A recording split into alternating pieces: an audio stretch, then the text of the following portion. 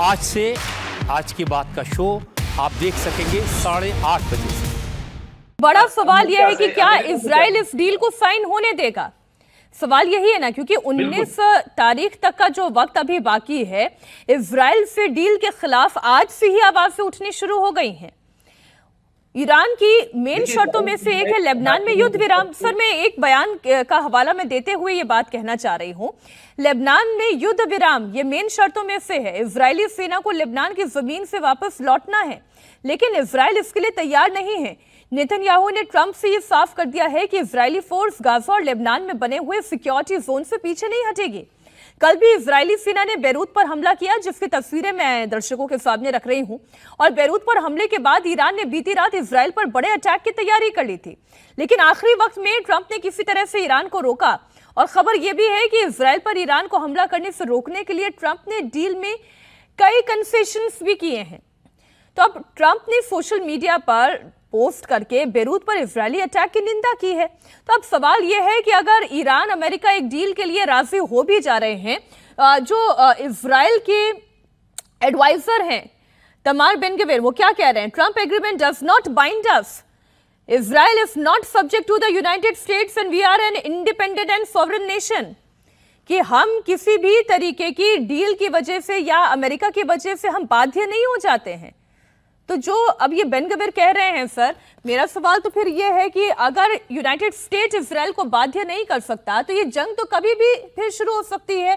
आसिफ रमीज दाऊदी जी को भी मैं अब इंक्लूड कर रही हूँ। सर, ये तो जंग खत्म नहीं हो रही है, ये तो किसी भी वक्त इंस्टिगेट हो सकती है। दाऊदी जी।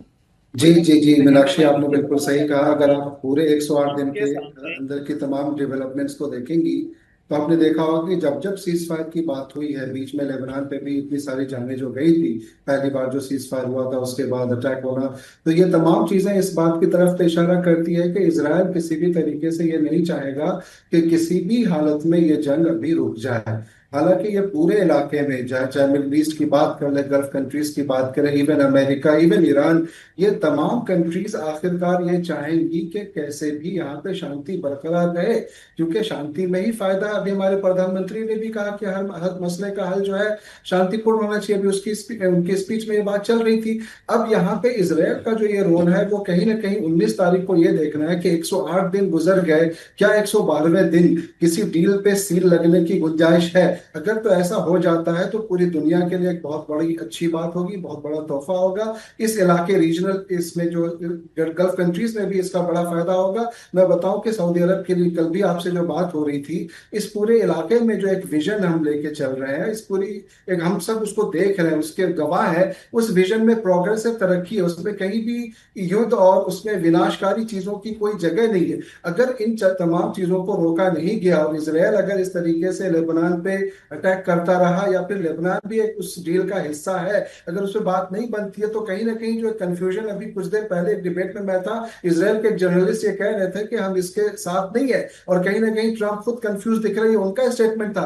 तो कहीं ना कहीं ये देखने को मिलेगा कि इजराइल और अमेरिका के बीच में भी कुछ ना कुछ एक तरह से कॉन्फ्लिक्ट या कुछ एक मिसअंडरस्टैंडिंग क्रिएट होगी। लेकिन अमेरिका को कहीं ना कहीं 19 तारीख को ये डील करनी होगी, और 19 को अगर नहीं करते, अगर ट्रंप अनप्रेडिक्टेबल भी है, तब भी आज न कल, शुरू से मैं कह रहा हूं 108 दिन हो गए, उसके पहले से कह रहा हूं, इसका आखिरी हल जो है ट्रिपल डी है, डायलॉग, डिप्लोमेसी और डिस्कलेशन ही, और उसी पे बात होगी। एक चौथा बात बिल्कुल ठीक है sir, dialogue, diplomacy and discussion के जरिए ही कोई हल निकल सकता है। जो है वो डी है। अनस जी, आप जो बात कह रहे थे, अब आप अपनी बात पूरी कर लीजिएगा, क्योंकि जो मैं तमार बेन-गवीर का पूरा पोस्ट जब पढ़ रही हूं, तो उसका जो आखिरी हिस्सा, जो बड़ा हाईलाइटेड हिस्सा है, उसमें वो ये कह रहे हैं, We are not partners to this agreement that does not ensure our security, यानी कि इजराइल की सिक्योरिटी के बारे में यहाँ पर कोई बात नहीं हो रही है।